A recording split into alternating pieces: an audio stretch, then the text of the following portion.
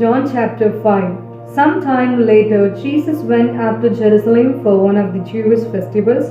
Now there is in Jerusalem near the sheep gate a pool, which in Aramaic is called Bethesda, and which is surrounded by five covered colonnades. Here a great number of disabled people used to lie: the blind, the lame, the paralyzed. The one who was there had been an invalid for 38 years. When Jesus saw him lying there and learned that he had been in this condition for a long time, he asked him, "Do you want to get well?" "Sir," the invalid replied, "I have no one to help me into the pool when the water is higher. While I was trying to get in, someone else goes down ahead of me." Then Jesus said to him, "Get up, pick up your mat and walk." At once the man was cured. He picked up his mat and walked. The day on which this took place was a Sabbath, and so the Jewish leaders said to the man who had been healed, "It is the Sabbath. The law forbids you to carry your mat." But he replied, "The man who made me well said to me, 'Pick up your mat and walk.'"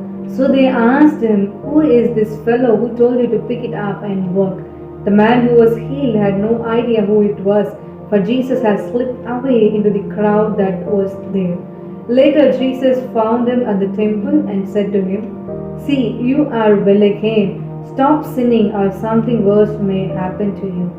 The man went away and told the Jewish leaders that it was Jesus who had made him well. So, because Jesus was doing these things on the Sabbath, the Jewish leaders began to persecute him. In his defense, Jesus said to them, "My Father is always at his work to this very day, and I too am working."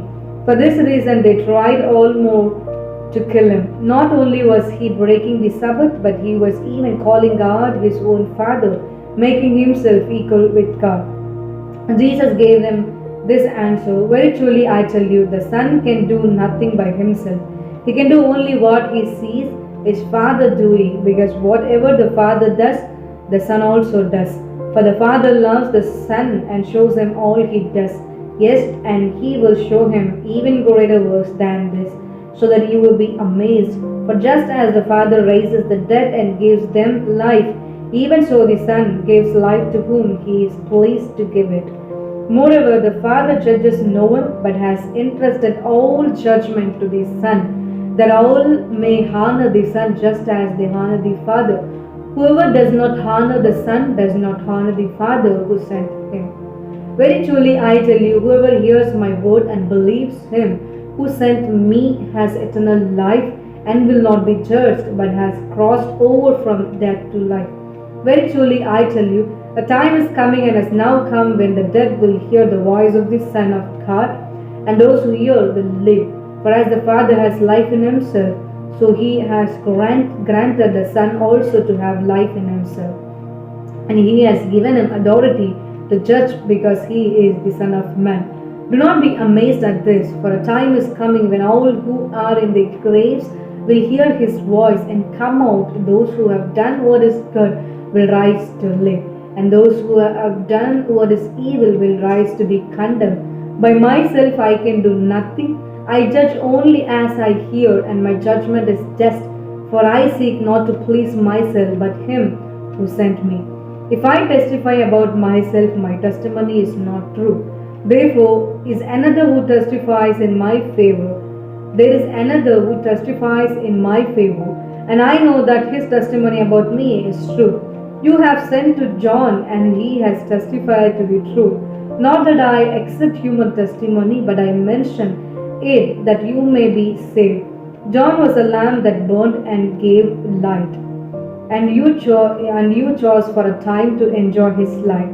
I have testimony greater than that of John, for the works that the Father has given me to finish, the very works that I am doing, testify that the Father has sent me. And the Father who sent me has himself testified concerning me. You have never heard his voice, nor seen his form, nor does his word dwell in you, for you do not believe the one who he sent. You study the scriptures diligently, because you think that in them you have eternal life. These are the very scriptures that testify about me, yet you refuse to come to me to have life. I do not accept glory from human beings, but I know you. I know that you do not have the love of God in your hearts. I have come in my Father's name, and you do not accept me. But if someone else comes in his own name, you will accept him. How can you believe, since you accept glory from one another, but do not seek the glory that comes from the only God?